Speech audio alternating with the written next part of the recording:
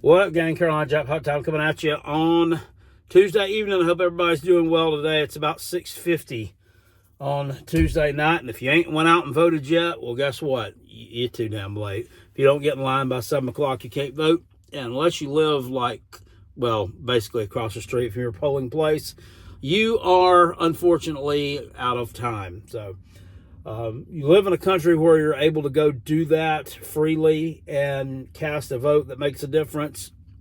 Hope everybody took advantage of it.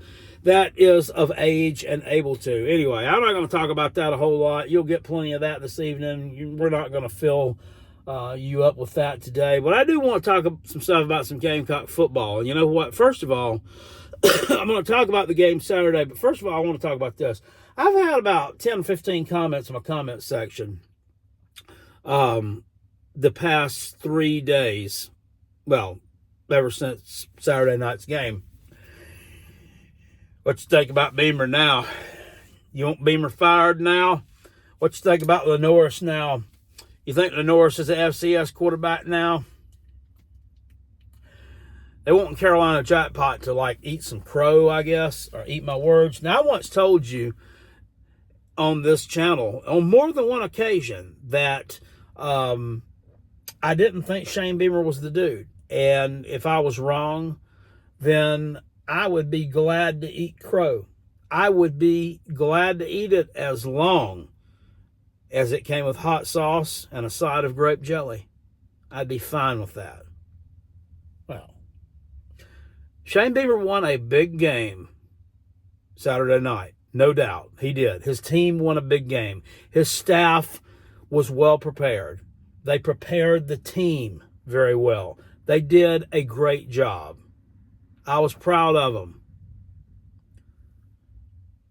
Does that mean that he's the next best thing? He's the next best head coach that we've never had? I don't know. I'm not sure about that, and I'm not ready to coronate him as such yet.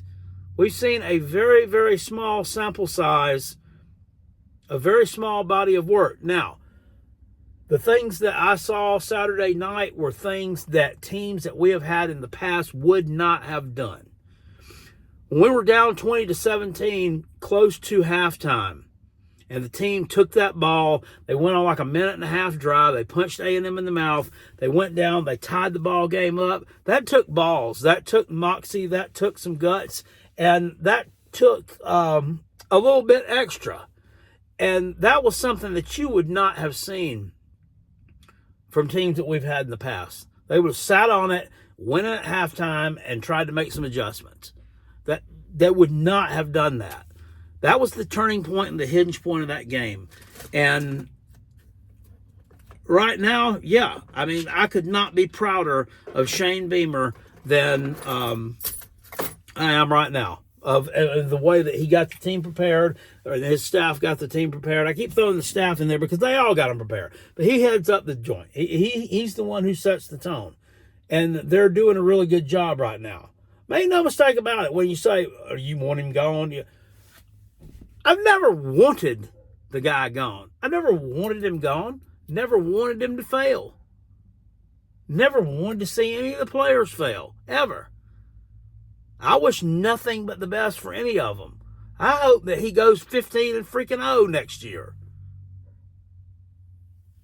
I don't want to see him fail, and I don't want to see him gone. I don't want to see Dowell Loggins gone, or Clayton White, or whoever, or insert ex-coach here.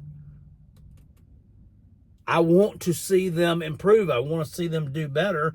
And then if it's determined that they're not the guy for the job at whatever position, if they're not the coordinator for the job, or if he's not the head coach for the job, then the process will have to take place to find a new one.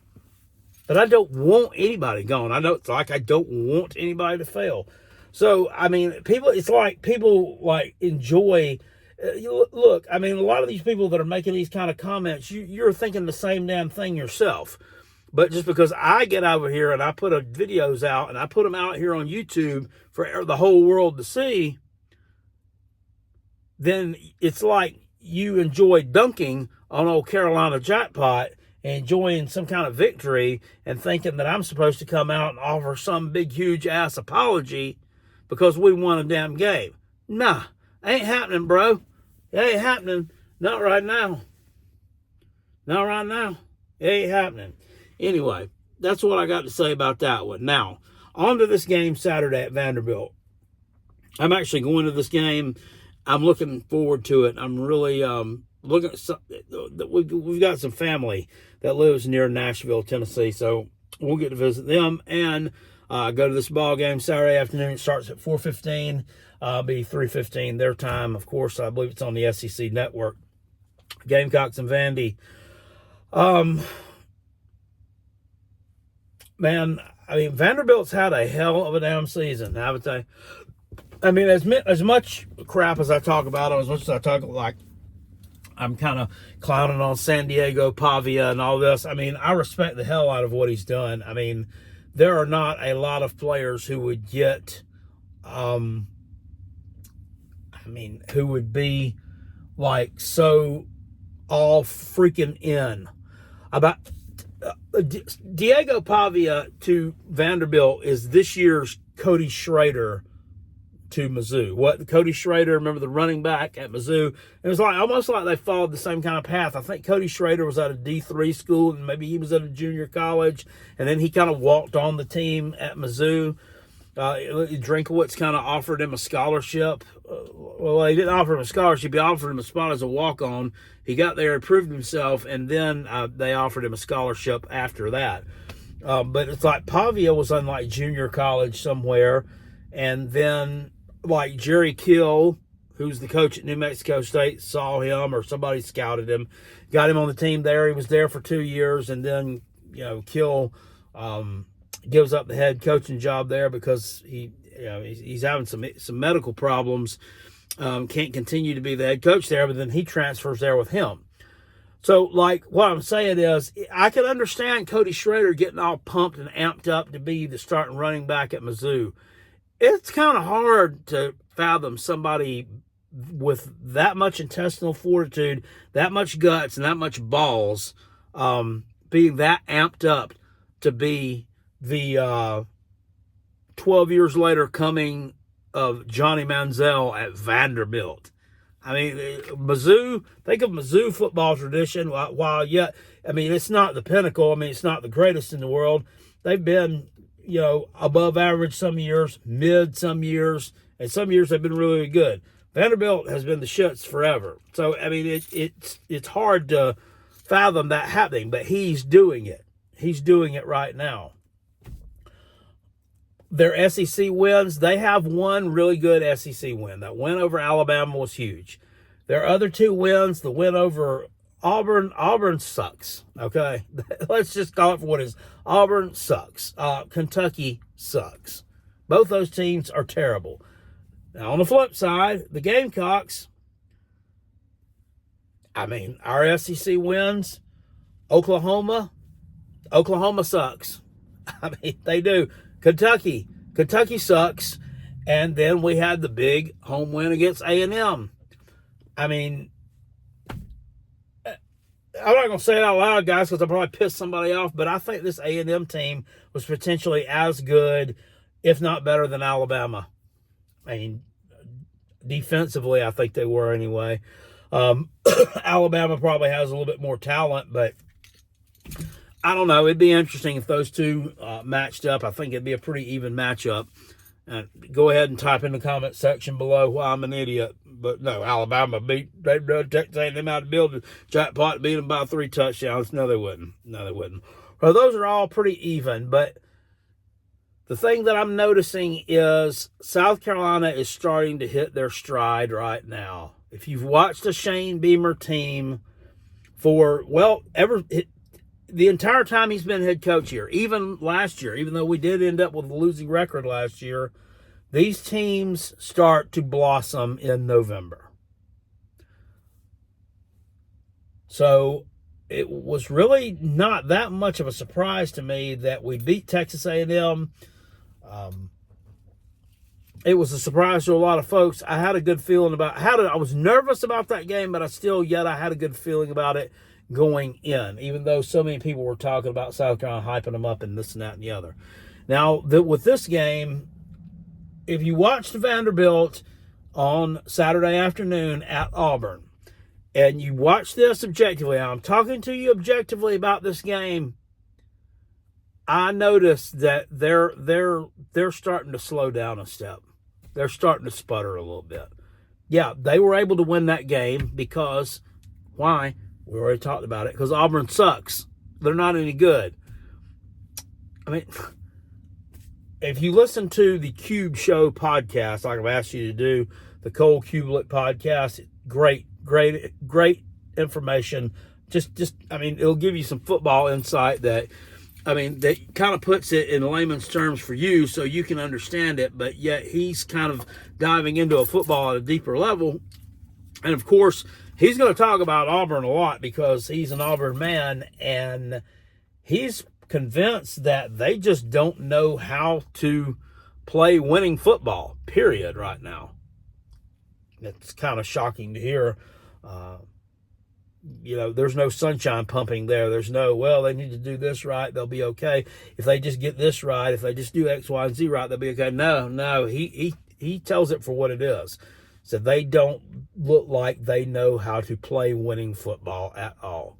It's a pretty big indictment there, especially on that head coach who paid a lot of money to. Of course, all of them get paid a lot of money, but he's definitely getting his fair share. I hope they're not coming after Carolina Jackpot. Somebody don't come down through the woods at me. Guess I pulled somebody over back there. That's a church back there. You don't often see anybody. You don't see blue lights at the church very often. Y'all spooked me a little bit. Anyway, what was I talking about? Oh, yeah, he makes a lot of money. So he better get that thing right. But I noticed that they're starting to be behind a step or two. And that's playing right into the Gamecocks' wheelhouse. It really is. We're 3.5-point favorites on them right now. I think South Carolina wins that game by double digits. I'm not telling you we're going to blow them out. I'm not telling you it's going to be 21-plus double digits. I'm saying 10 points, double digits, 13, 14-point double digits.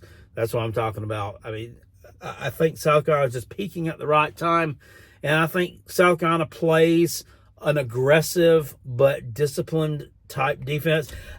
Our penalties, our after snap penalties that South Carolina's had, those have been cut tremendously. Probably 75% of those are gone over the past 3 games that we were having before.